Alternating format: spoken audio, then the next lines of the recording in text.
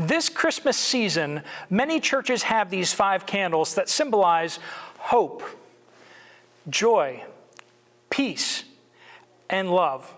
And in the center here we have Christ. As we lead up to Christmas, this Advent season, let us together in these next 4 videos that are going to drop Saturday and Sunday, both this weekend as well as next weekend and Christmas, to reflect upon the hope that we have in Jesus. And this week we'll focus on love. Love. Love is God's unmerited and gracious care for us. He is constantly seeking the benefit of each and every one of us whom he loves. This sacrificial giving, this seeking of benefit, this unmerited and gracious love of his, is the marker of what love is for all of us. In John 3:16 it says, "For God so loved the world that he gave his one and only Son, that whosoever believes in him should not perish, but have everlasting life." In this we see that when it says that God loves us, it doesn't talk about his feeling for us, but rather his action towards us. And in Christmas time, we are introduced to a Savior that did not stand afar off from us and speak our salvation into being, but rather he stepped into our shoes to feel our pains, to walk amongst us, and to suffer in our place. This deep love of God, the sacrificial giving of God, is what we celebrate both at Christmas and at Easter. We celebrate his great love for us, but his great love for us must become a great love for him, from us. And that is proven by our great love for others. We often so focus in on God loves you, and that's true. He does. We see that in that he sacrificed his one and only Son for you to die in your place. That's how we know God loves us. But the question then becomes, how do we know that you or I love God? And if we want to quantify that in feelings and express that in thoughts and emotions, where is the evidence of it? Where are the actions that show that we love God? God gave his Son to show us, not just to show us, but to demonstrate his love.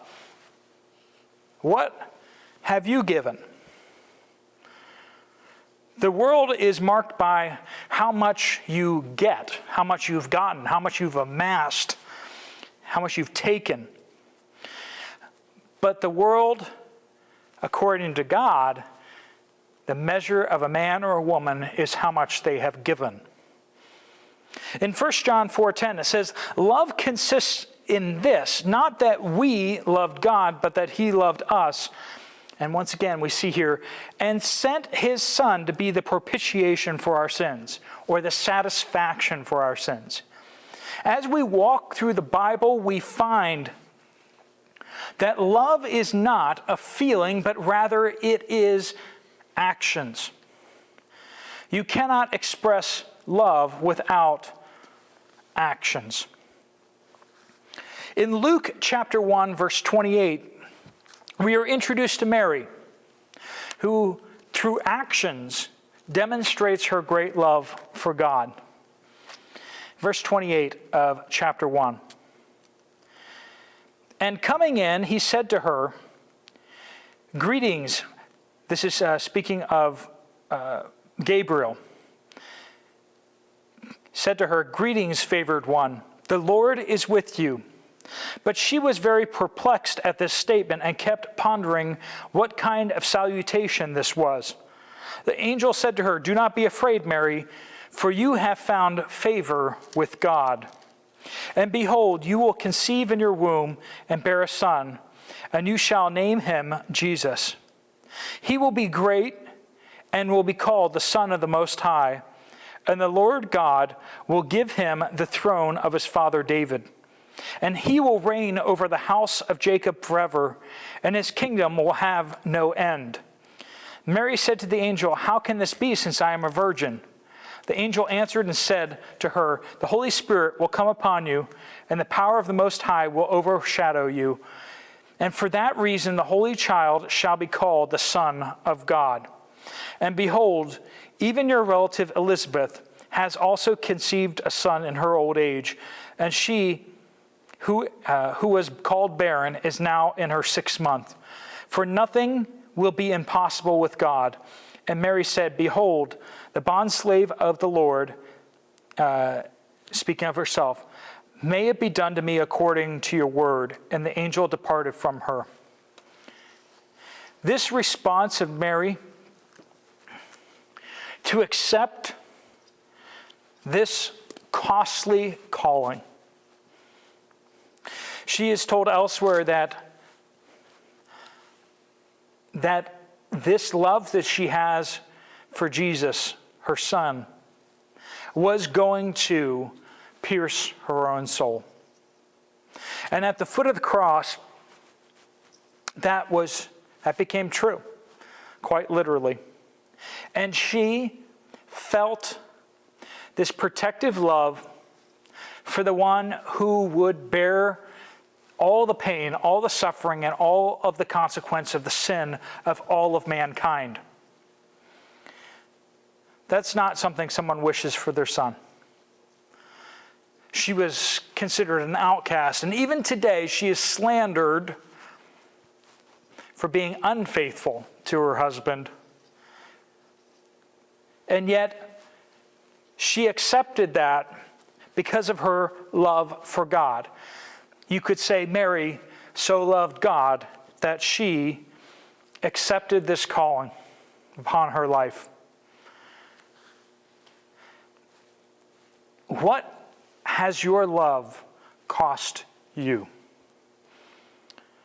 Let's flip over to Matthew chapter 1, verse 18 to see Joseph's part. Now, the birth of Jesus Christ was as follows. When his mother Mary had been betrothed to Joseph, before they came together, she was found to be with child by the Holy Spirit. And Joseph, her husband, being a righteous man and not wanting to disgrace her, wanted to send her away secretly. But when he had considered this, behold, an angel of the Lord appeared to him in a dream, saying, "Joseph, son of David, do not be afraid to take Mary as your wife, for the child who has been conceived in her is of the Holy Spirit. She will bear a son, and you shall call his name Jesus, for he will save his people from their sins." Now all this took place to fulfill what had been spoken by the Lord through the prophet. "Behold, the virgin shall be with child, and shall bear a son, and they shall call his name Emmanuel," which is translated meaning God with us. And Joseph awoke from his sleep and did as the angel of the Lord commanded, and took Mary as his wife, but kept her a virgin until she gave birth to a son, and he called his name Jesus. So we see Mary obediently submitting her life to the call that God had placed upon her life. And we see Joseph doing the very same thing, submitting his life to the call of God upon his life. Loving Mary by entering into that shame, into that mockery, and as we're going to see, into that exile. Yes, they went to Bethlehem for the taxation, but then they fled to Egypt because Jesus was being tried to be murdered. And in order to protect their son, they fled. All this suffering, if you would call it that, these trials and tribulations that they entered into willingly, knowingly, They found great joy in it because of their love for God. We can look at their life and we can see their love through their actions. But when God looks at us, when others look at our lives, do they see our love by our actions, or do they just see it by our words?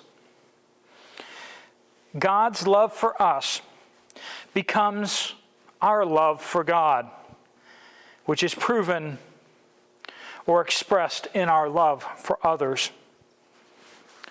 In John 14, verses 15 through 16, Jesus says, "If you love me, you will keep my commandments." And you see how this love is linked directly to our obedience. There is no loving God and yet still doing as you please. There is no loving God and still serving just yourself. We often think it is a great thing for us to show up at a church service. We often think of ourselves as something great by doing a little thing for our neighbor who is in need. And yet, when we compare that to the love poured out upon us by God himself, it is so feeble and so weak. Even the love that our parents have shown for us oftentimes makes our acts of love seem so very weak. In Matthew 28:19, this is the commandment that Jesus gives us. "Therefore, go and make disciples of all nations, baptizing them in the name of the Father, Son, and Holy Spirit, and teaching them to obey all that I have commanded you. And surely I am with you always, even to the very end of the age." So do you believe his love for you? Do you love him? This Christmas season and at Easter too, we see his love for us. But throughout all year long, do we exhibit love for him?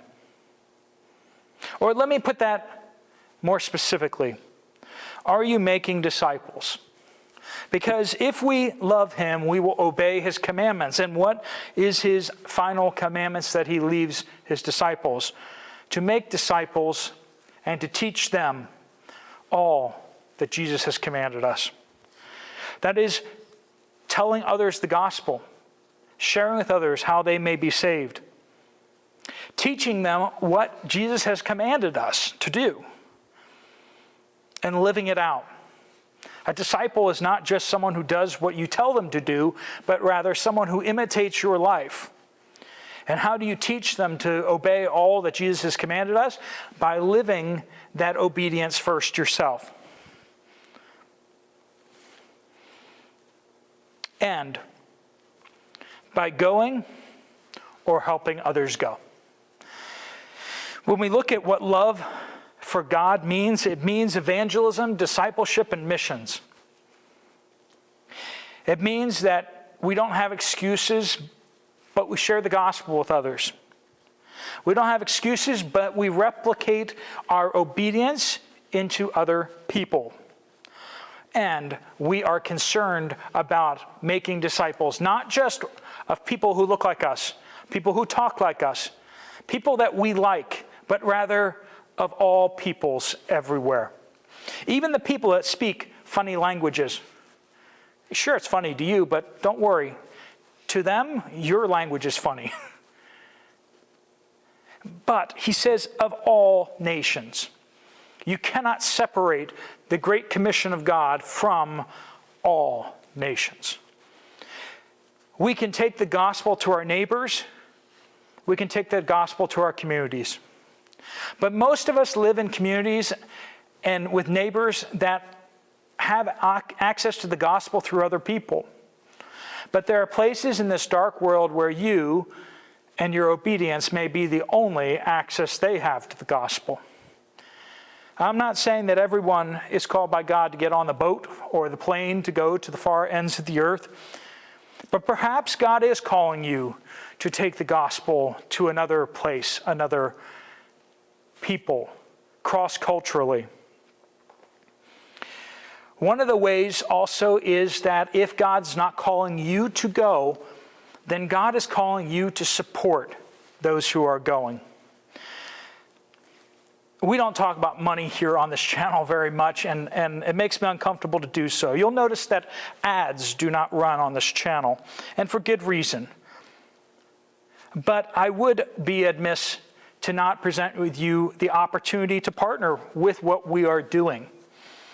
This channel reaches many with the Word of God through the YouTubes. And this coming year, we will be going on several international trips to share the gospel and the teaching of the Word of God with people in other countries.